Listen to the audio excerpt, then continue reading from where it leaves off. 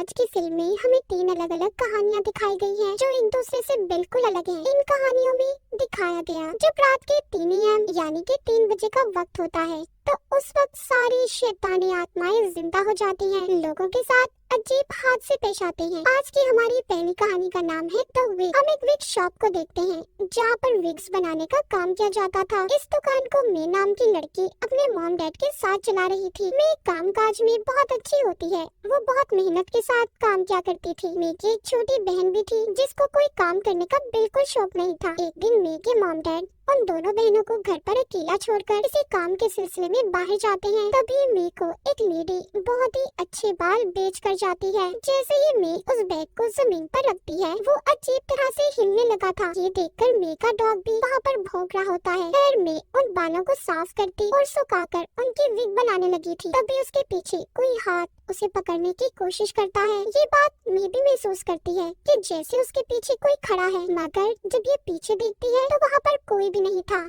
तभी मे की बहन आती है, जो कहती है कि आज रात वो पार्टी में जा रही है, तो इसलिए तुम दरवाजा खुला रखना, क्योंकि मैं किसी भी वक्त वापस आ सकती हूँ। मे भी उन विग की बालों को पूरा करती है और अपनी दुकान का शटर लगाकर सोने चली जाती है। दरअसल इनकी दुकान घर के अंदर ही थी। अब क्योंकि रात भी बहुत ज्यादा हो गई थी, तो इसलिए सोने से पहले वो बाथरूम में अपने मुंह को धोने जाती है। जैसे वो अपना सर झुकाती है, उसके नाक से खून आने लगा था। वो उस खून को रोकने के लिए दवाई भी खाती है, मगर खून फिर भी नहीं रुक रहा था। अब जैसे ही वो अपना मुंह धोने लगती है, सिंक में पानी जमा हो जाता है। वो सिंक के सुराख को खोलने के लिए जब हाथ डालती है, तो उसमें से बालों का गुच्छा बाहर आया था, जिसे देखकर उसे कुछ समझ नहीं आता। तभी उस सुराख से अजीब सी आवाजें आने लगी थी। जब वो सुराख के अंदर देखने लगती है, तो एक हाथ उस सुराख से बाहर आता है, जिसे देखकर मैं बहुत ज्यादा डर गई थी और नीचे गिर जाती है। तभी उसकी आंख खुल गई थी। मतलब जो कुछ भी उसने देखा वो सिर्फ उसका एक सपना था। अब जब वो जागती है, तो उसे अपने घर से शोर की आवाजें आ रही थी। मैं जब जाकर देखती है, तो उधर उसकी बहन अपने दोस्तों के साथ होती है। मैं अपनी बहन को देखकर गुस्से में कहती है, तुम तो अपने दोस्तों के साथ बाहर पार्टी करने वाली थी ना, तो यहाँ पर क्या कर रही हो? मगर मैं की बहन उसकी कोई बात नहीं सुनती और दोस्तों को लेकर अपने घर की छत पर पार्टी करने चली जाती है। पार्टी करते हुए मैं की बहन का दोस्त नीचे से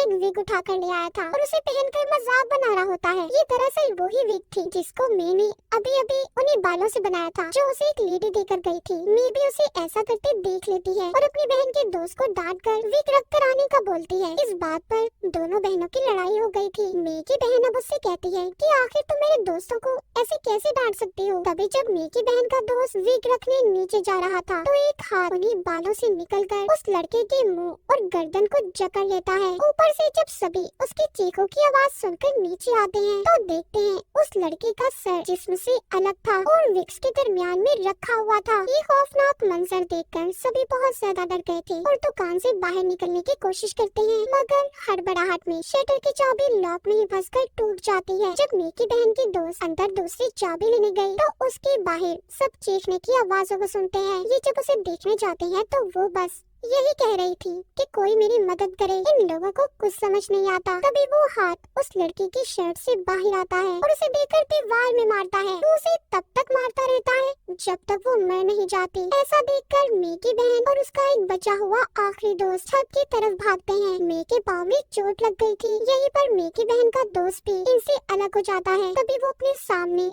आत्मा को देखता है। दरअसल ये वही आत्मा थी जिसके बालों की मैंने विग बनाई थी। उसे ये बात बिल्कुल पसंद नहीं आई कि उसके बालों को किसी ने उतार दिया। वो लड़का उस आत्मा को देखकर डर जाता है और पीछे पड़ी नुकीली कीलों पर गिर गया था, जो उसके जिस्म से आर पार हो जाती है। मे की बहन का आखिरी दोस्त भी मर जाता है। अब यहाँ पर सिर्फ मैं और उसकी बहन ही बची थी। वो भागकर दोनों दोबारा से अपनी दुकान के अंदर आ जाती हैं। वहाँ पर एक थर्मल चैम्बर था, जिसमें मैं बालों को पिघलाने और सुखाने का काम क्या करती थी। मे की बहन कहती है, देखो मैं बाहर जाती हूँ ताकि कोई मदद बुला सकूं, तुम इस थर्मल में ही बंद रहना। तभी वहाँ पर वही आत्मा जाती है, जो मे को देखकर उस थर्मल को अच्छी तरह बंद कर देती है। फिर उसके बाद उसने उसके टेम्परेचर को बढ़ा दिया था। कुछ देर के बाद उधर मे की बहन भी आ गई थी। वो मे को उस थर्मल से निकालने की कोशिश करती है, मगर उसका दरवाजा खुलने का नाम ही नहीं ले रहा था। तभी टेम्परेचर ज्यादा होने की वजह से वो थर्मल फट जाता है। वहाँ पर जोरदार धमाका हुआ था। कुछ देर के बाद मे के मॉम डैड भी घर आ गए थे। मे की बहन अपनी मॉम को आवाजें देती है, पर ये क्या,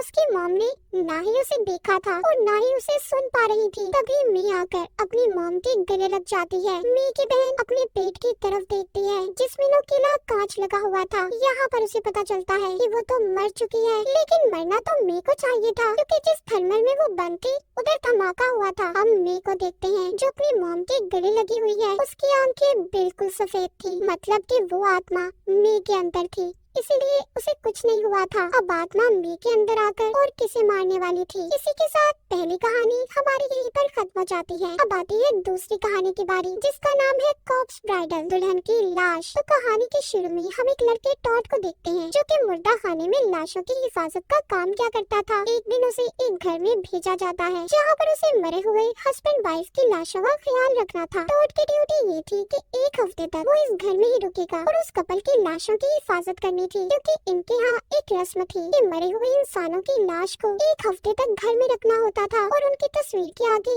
उनका पसंदीदा खाना भी, ताकि उनकी आत्मा को सुकून मिल सके। रात को टोड जब इस कपल के कमरे में सो रहा था तो वहाँ पर उनका एक शोपीस पड़ा खुद से चलने लगता है, मगर टोड इस बात पर ज्यादा ध्यान नहीं देता। सुबह को जब वो खाना बना रहा होता है तो उसे उस कमरे से आवाजें आती हैं जहाँ पर कपल की लाश को कोफिन ताबूत में रखा हुआ था। उधर जब वो जाकर देखता है तो वाइफ के ताबूत पर एक छिपकली बैठी हुई थी। टोड के जाते ही वो छिपकली वाइफ के ताबूत के अंदर चली गई थी और उस लड़की के कपड़ों में चली जाती है। जब टोड उस छिपकली को बाहर निकालने के लिए उस ताबूत को खोलता है तो देखता है ये लड़की के गले पर कट के निशान है जिन्हें सिया गया है। जैसे ही वो उस लड़की की लाश को हाथ लगाने लगता है तभी जो हस्बैंड का ताबूत था वो अपनी वाइफ के ताबूत से आकर टकरा जाता है। ऐसा लग रहा था कि मानो वो उसे रोकने की कोशिश कर रहा हो कि वो उसकी वाइफ को हाथ न लगाए, जिससे डरकर टोड वाइफ के कोफिन ताबूत को बंद करके दूसरे कमरे में चला गया था जहाँ पर उसे एक बैग मिलता है जिसमें एक कैमरा और सीडी थी। जब ये उस कैमरे को देखता है तो उसमें उस लड़की की तस्वीरें मिलती हैं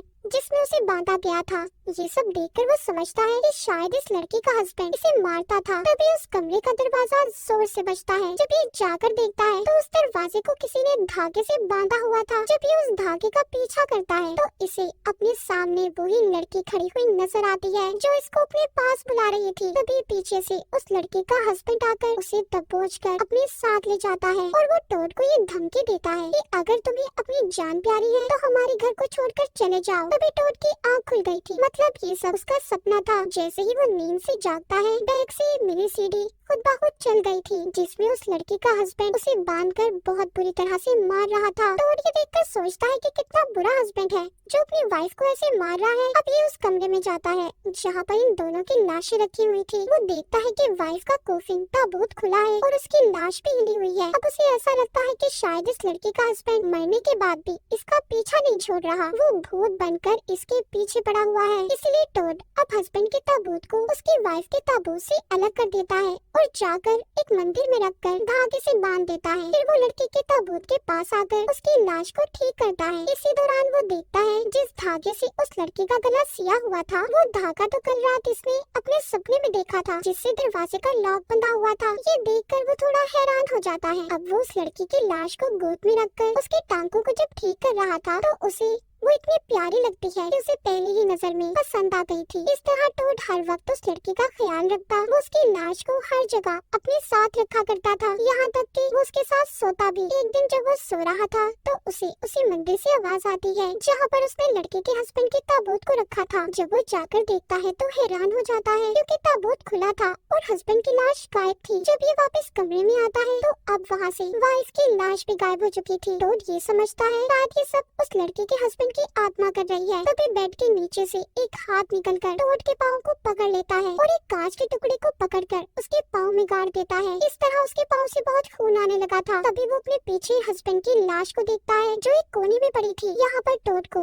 एक विजन ख्याल आता है। वो देखता है कि उस लड़की का हस्बैंड उसे बांधकर इसलिए रखा करता था क्योंकि वो अपनी जान लेने की कोशिश करती रहती। एक दिन बहुत ज्यादा कहने पर उसके हस्बैंड ने अपनी वाइफ को खोल तो दिया, जिसके बाद उसने अपने हाथ में एक टूटे हुए शोपीस का टुकड़ा लेकर पहले अपने हस्बैंड के गले को काटा, फिर बाद में अपना गला काट दिया। इस तरह उन दोनों की मौत हो गई और इस घर में जो कुछ भी हो रहा था वो हस्बैंड की आत्मा नहीं बल्कि वाइफ उस लड़की की आत्मा कर रही थी जिसे टॉड पसंद भी करने लगा था। टॉड को जब ये सारी बातें समझ आती है तो अब वो इस घर से भागने की कोशिश करता है। तभी वो देखता है कि घड़ी में रात के 3 बजे का वक्त है। वो जब यहाँ से भागने की कोशिश करता है तो एकदम से वो लड़की आकर उसका गला पकड़ लेती है जिससे वो बेहोश हो गया था। कुछ देर के बाद जब उसे होश आता है तो खुद को उस लड़की के ताबूत में पाता है। वो बहुत चीखता चिल्लाता है, बाहर निकलने की कोशिश भी करता है, मगर उस ताबूत के ऊपर वही लड़की बैठी थी जो टॉड को अब कभी भी बाहर निकलने नहीं देगी। हो सकता है कि वो लड़की टॉड से इस बात का बदला ले रही हो कि टॉड ने उसके साथ गलत किया। अब आखिरी और तीसरी कहानी आती है जिसका नाम है ओटी। हम एक लड़की को देखते हैं जो अपने ऑफिस में देर तक बैठी काम कर रही थी। दरअसल वो एक ऐप की मदद से किसी से बात कर रही होती है। तभी इस ऑफिस में काम करने वाले 2 और एम्प्लॉय अपना ओवर टाइम करके घर जा रहे थे। जब वो लिफ्ट की तरफ जाते हैं, जैसे ही वो लिफ्ट का बटन दबाते हैं, उनके सामने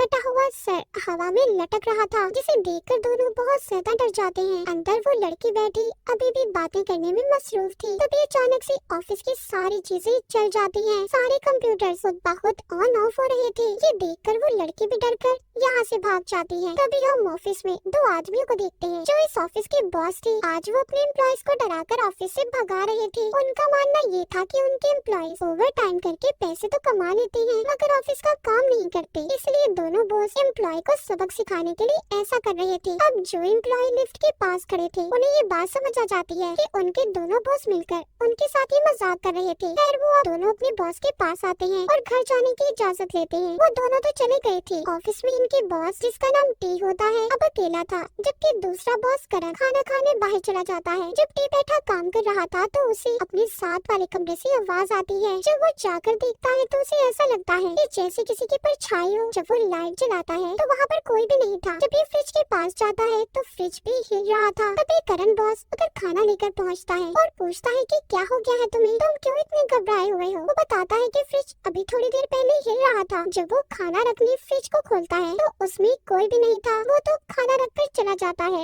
मगर टी को अभी भी डर लग रहा था। तभी कुछ देर के बाद फ्रिज के अंदर से एक चुड़ैल बाहर आती है। टी जिसे देखकर बहुत ज्यादा डर जाता है। जब ये भागकर करण के पास जाता है तो उसे उसकी शक्ल में भी मॉन्स्टर दिखाई दे रहे थे। ये देखकर टी बहुत ज्यादा डर गया था और गिरकर बेहोश हो जाता है। दरअसल 2 एम्प्लॉय और करण मिलकर टी के साथ मजाक कर रहे थे। बहुत देर हो जाती है, उसे अभी तक होश नहीं आया था। जब एम्प्लॉय टी की सांसें चेक करता है तो वो मर गया था। ये देखकर तीनों बहुत ज्यादा डर जाती हैं। लड़की एम्प्लॉय बहुत रो रही थी। करण कहता है तुम दोनों घर जाओ, मैं सब संभाल लूंगा, मगर हाँ याद रखना इस बात के बारे में तुम किसी को नहीं बताओगी। तभी जब लड़की एम्प्लॉय टी के पास जाती है तो उसने उसका हाथ पकड़ लिया था, मतलब कि वो भी इनके साथ मजाक कर रहा था। सभी इस बात पर बहुत ज्यादा हंसते हैं। करण सबको रुकने का बोलकर अपने रूम से कुछ सामान लेने गया था। तभी काफी देर हो जाती है। करण वापस नहीं आया था। जब टी और दोनों एम्प्लॉय जाकर देखते हैं तो करण ने खुद को रस्सी से लटकाया हुआ था, मगर ये भी सिर्फ उसका मजाक ही था, जिसे देखकर सब गुस्सा हो गए थे क्योंकि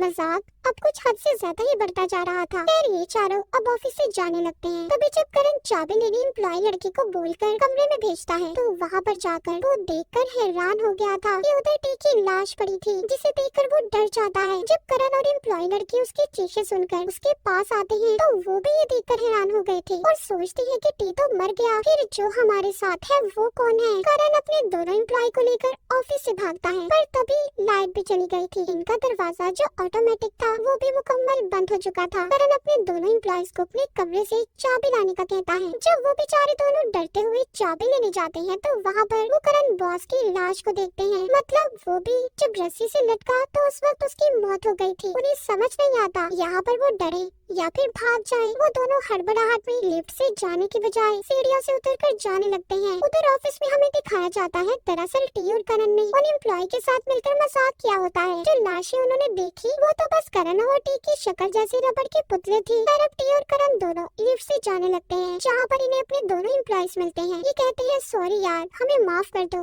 आज कुछ ज्यादा ही हो गया मजाक, पर जैसे तुम डरे ना बहुत मजा आया। मगर यहाँ पर वो दोनों उन्हें कुछ भी नहीं बोलते। जब लिफ्ट चलने ही वाली थी तो यहाँ पर टी को उनकी बिल्डिंग के चौकीदार का फोन आता है। इस वक्त 3 बज रहे थे। वॉचमैन चौकीदार बताता है कि आपके ऑफिस के 2 एम्प्लॉय सीढ़ियों से गिरकर मर गए। एम्बुलेंस उनकी लाशें ले जा रही है। क्योंकि हुआ कुछ यूँ था, जब वो दोनों एम्प्लॉयज डरकर पागलों की तरह हड़बड़ाहट में सीढ़ियों से भाग रहे थे तो उन दोनों का पाँव फिसल गया। वो दोनों नीचे गिर गए और उनकी मौत हो गई। यानी कि टी और करण के साथ जो एम्प्लॉयज लिफ्ट में थे वो उनकी आत्माएं थी। करण और टी उन्हें देखकर समझ गए थे कि उन्हें अब कोई भी नहीं बचा सकता। जैसे ही लिफ्ट का दरवाजा बंद होता है, लिफ्ट नीचे की तरफ जाती दिखाई देती है, मतलब कि करण और टी मारे जा चुके थे। तो आपको इनमें से कौन सी कहानी अच्छी लगी कमेंट सेक्शन में जरूर बताइएगा। और इसी के साथ इस फिल्म की कहानियाँ भी यहीं पर खत्म हो जाती हैं।